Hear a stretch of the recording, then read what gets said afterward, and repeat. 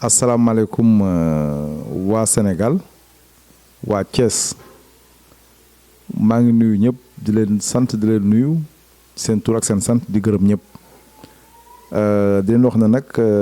man maa ngi tudd Doudou Lam nekk un citoyen modèle à Thiès waaw ñëwoon fii nag doon indi ay piste de solution pour régler un problème crucial, moi le chômage, qui est un problème endémique. Je dois apporter une solution pour le Sénégal. Alors, M. Doudlam, vous avez créé BAC, du bureau anti-chômage, il y a 20 ans. Aujourd'hui, vous avez dit que vous avez pour Djati, pour un emploi durable. Vous un développement durable. Est-ce que tey mën nga ñu mat ci genèse u BAC lan moo taxoon nga créé ko ak bi nga ko créé fan nga ko jëmmal ci ban localité ci biir Thiès. waaw Omar maa ngi lay remercier ci question bi nga posé c'est une question très pertinente waaw di revenir rek ci genèse u BAC bureau anti-chômage le bureau anti-chômage de Thiès li ma inspiré ma créé ko dafa doon benn sentiment de pitié bu ma amoon envers les jeunes de mon quartier Somme jamono yooyu maa ngi doon jàngale Somone du ñëw par week-end mais su ma la ñëw week-end avant may ñibbi sama passe day jeex ndax jeunes yi dañ ma doon solliciter ci ataaya ak ci cigarette ak ci yu bari daal ma amoon seen yërmande amoon vraiment benn yërmande boo xam ne kenn mënu ko natt ci ñoom léegi nag ci laa leen laaj mais yéen su ma leen dimbalee est-ce que di ngeen ci mën a génn ñu ne waaw alors ci la idée BAC bi génn BAC bi nag mu ngi judd fii Somme ci benn garage grand place su jeunes yi ñu doon fi toog di grand place foofu lañ ko samp mu nekk benn laboratoire de résolution de tous les problèmes du quartier donc bu ñu demee nag ba wàññi le nombre de chômeurs à Somme ci la waa Cité Lamine ñëw ñu former leen wax leen nu ñu koy defee après waa HLM Thiali ñëw ñu former leen wax leen ni ñu koy defee donc BAC bi noonu la def law ba dem ci Sénégal yëpp alors mais nag li ko xawoon sooxe rek moom mooy la politique parce que politiciens yi à un certain moment donné ñu gisoon engouement yu BAC bi am ak jeunesse bi moo doon jàppale di leen utal xëy donc ñu ñëw ñëpp bëgg def récupération bon ci laa arrêté les BAC alors nekk carrément dans d'autres secteurs quoi mais par rapport ak problème yi am ak violence bi am fan yi li ma si jàngat mooy chômage bu metti bi ndax ndaw yu bari donc dañuy génn amuñu liggéey di yeewu di nelaw di yeewu nekk seen kër yi ci laa ne nag foog ma jógaat réactiver les BAC may ko sama état may ko sama région mu doon un projet inclusif boo xam ne donc dina mën a résorber tous les chômeurs du Sénégal hein parce que bi ñu may interview bi ñu may laaj Sud FM en 98 ne ma Doudou Lam yow nga ne mën nga régler problème mu chômage bi au Sénégal man leen waaw ñu ne ma yow da ngay rêvé ou quoi alors man leen rêvé moo ñu ne bon yow xanaa loolu benn bekk suukar nga jël rek sànni ko ci géej gi ndax dina saf mooy leen man su ma sànnee benn bekk suukar keneen sànni benn bekk suukar bu yàggee géej gi saf suukar donc Sénégal foofu la toll kenn ku nekk au-delà des adversités politiques hein kenn ku nekk tout Sénégalais de tout bord war nga mën a apporter vraiment sa contribution pour jàppale ndaw ñi ñu am lu ñu jàpp pour leur dignité waaw loolu daal moo nekkoon sama xalaat. non BAC bi c'est très simple xam nga BAC bi donc tout dépend lépp départ bi ci koñ bi la quoi parce que souvent Sénégal am nañu lépp mais xamuñu nuñ koy exploiter niñ koy boole quoi des fois di nga am ceeb am diwlin am jën am ndox mais doo xam naka ngay toggee ceebu jën ñu loolu moo ñu dal Moi, je me suis rendu compte que dans le quartier, dans mon quartier à Somme, on a tout. On a des ouvriers qualifiés, on avait des maçons, on avait des sages, on a des retraités. Kenn ku ci nekk bu joué rôle am rek la main dans la main offre bi ak demande bi dafay nekk sur place bu ko defee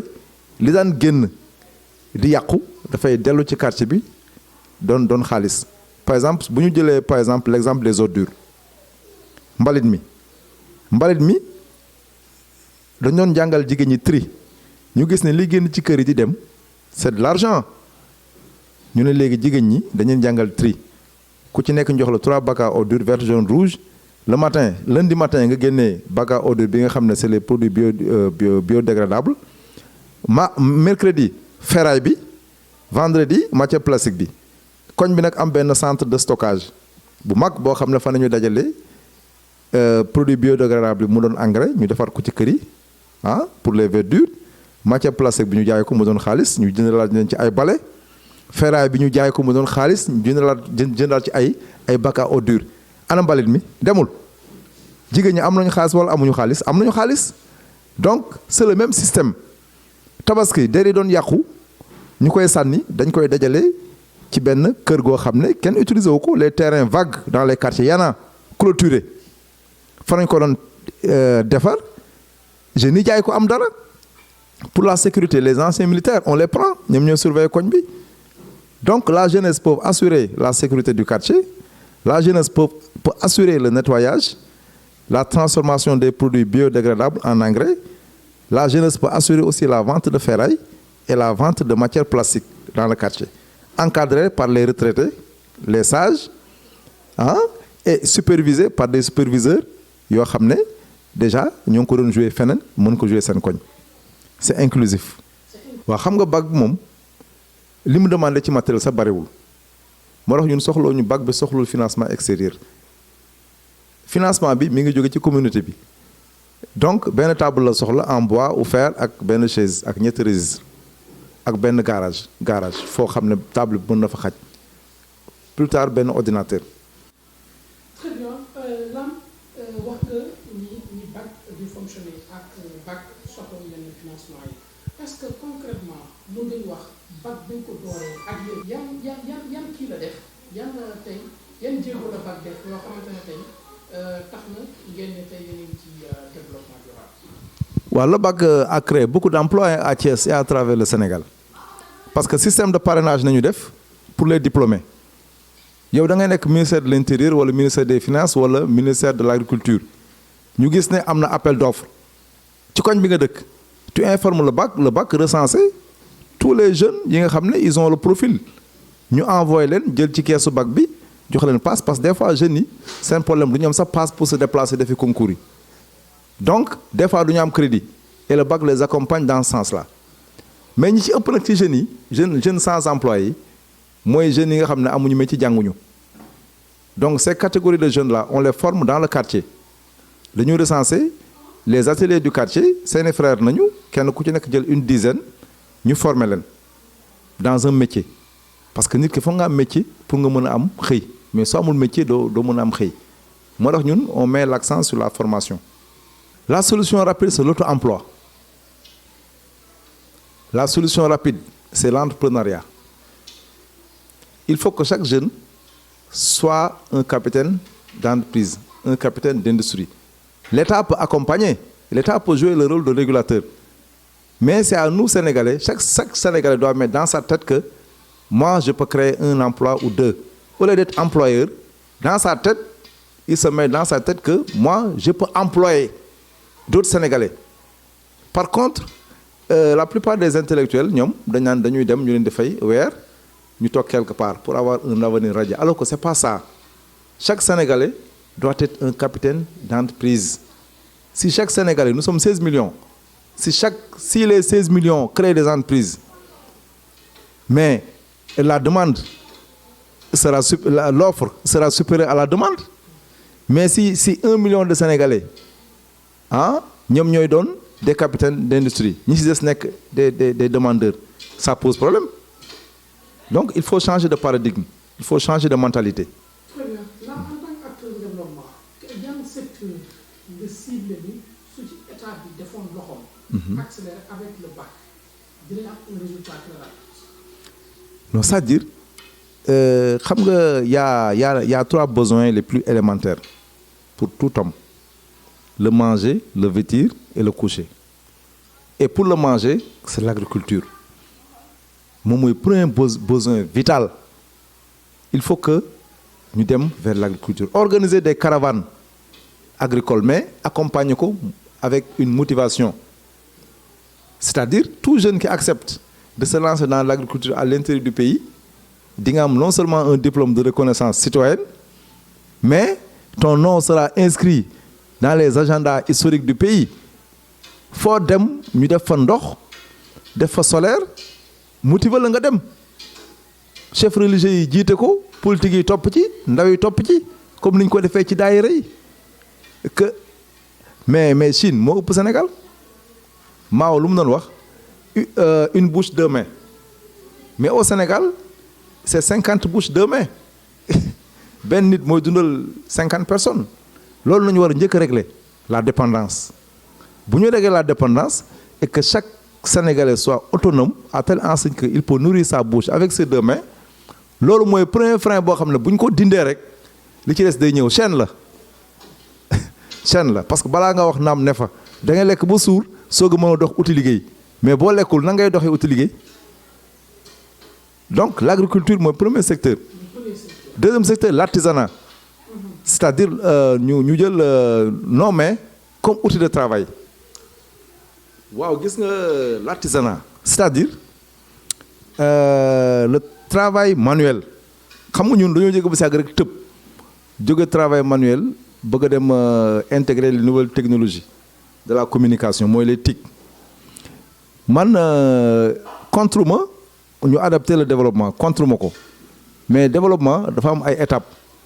c'est-à-dire li nga xam ne ça ne demande pas beaucoup de moyens comme nous sommes des pays sous-développés. Village yu bari amuñu électricité, le taux d'analphabétisme est très élevé. Il faut que nous commencions à la base, c'est-à-dire développer l'artisanat. Le cas de Ngaye est là avec les chaussures. On a beaucoup d'unités de transformation. Boo demee côté Lalane gis nga ni ñuy defaree panier yi et cetera. Donc ñu exploiter suñu artisanat culturel bi nga xam ne mi ngi fi déjà ñi koy def depuis seen maamaati maam ñoo ngi koy def te mën nañ ko. Il suffit de les accompagner rek ñu créer entreprise mën a jël yeneen sénégalais ñu liggéey secteur boobu. Troisième secteur bi c'est le secteur de l'élevage. Élevage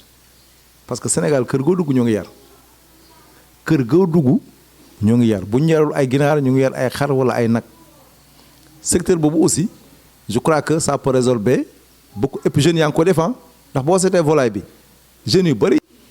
donc élevage dañ koy xaw a négliger mais ça crée des millionnaires xaru laadum yi boo jaayee benn rek déjà am ko départ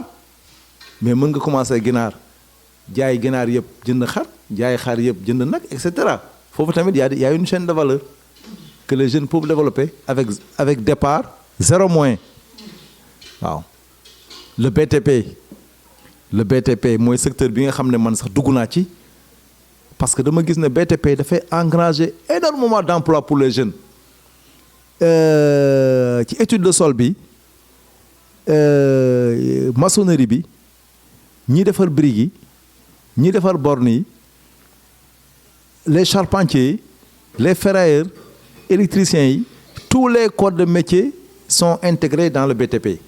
Ça engrange énormément d'emplois. C'est pourquoi bon man j'ai fait ma def benn glissement dugg ci jóge ci enseignement dem ci BTP pour aider les jeunes nga xam ne le bac de Thiès bureau bi mi ngi cité Malick Sy ci booru poste courant bi banque de données la may envoyé fële ci sama site ma leen intégré dans le tissu économique à travers le BTP. waaw bon avant moo ñëw ci TCS Touba construction service donc damay fàttali rek sama passage au niveau de la Somone di remercier au passage mon ami maire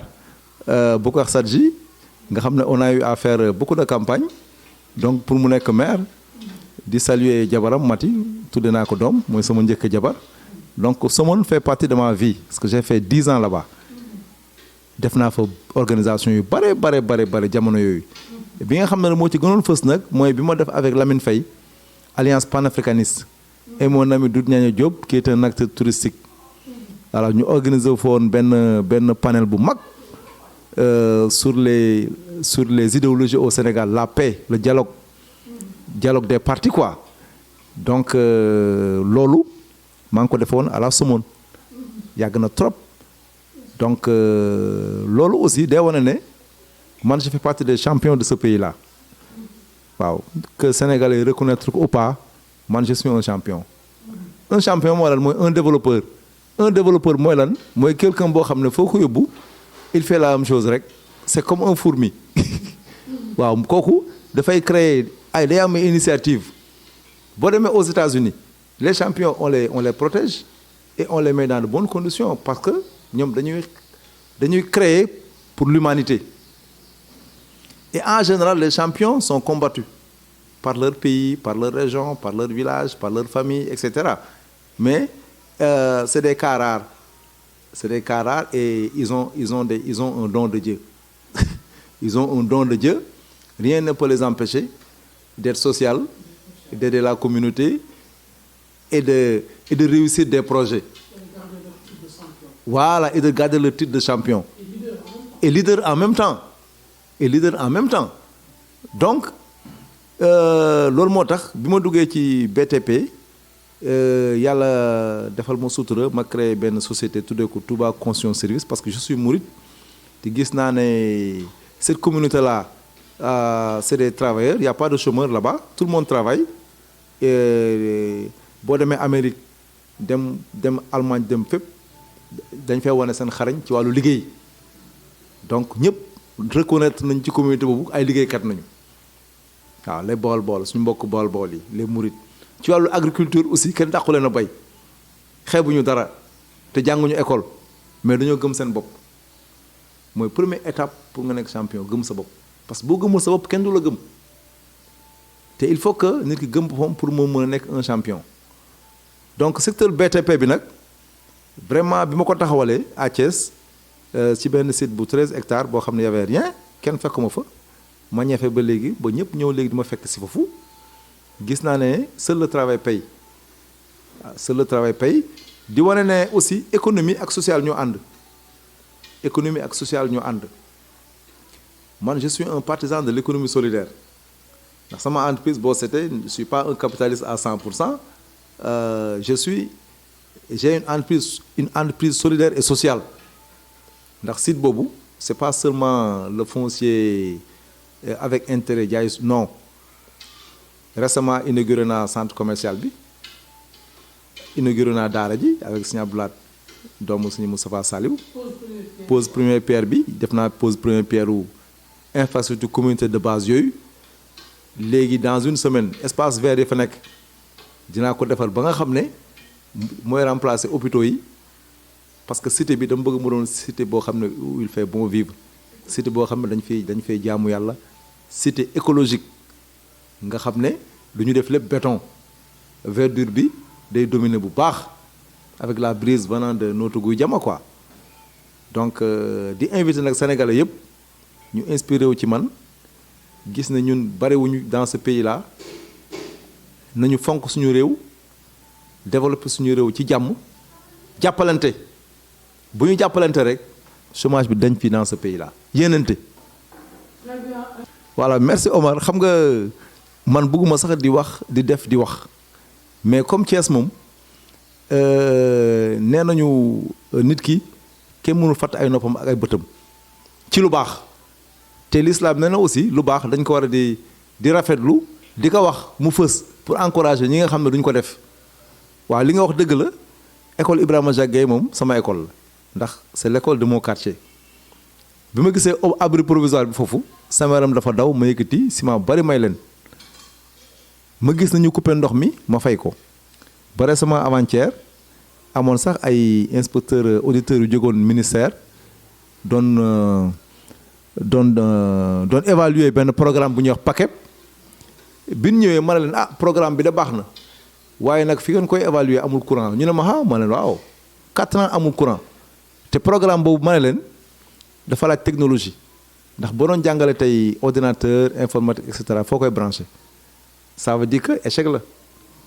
la parce que programme dafa war a ànd ak mesure d'accompagnement ñu ne ma yow suñu yemoon ci yow rek jarul sax ñu eggale loolu nañ ma wax ñu teg ci 3 jours ma defal leen chèque gu 300 000 pour ñu fay courant bi loolu samay élèves koñ laa ko defal samay jarbaat samay doom et je l'ai fait pour toute la communauté éducative du Sénégal képp ku jàngalekat doon citoyen war ngaa roy ci samay action loolu dafa am solo action def ko fa nga ko war a defee je ne vais pas aller électrifier une école à Sangalkam man j'habite à Somme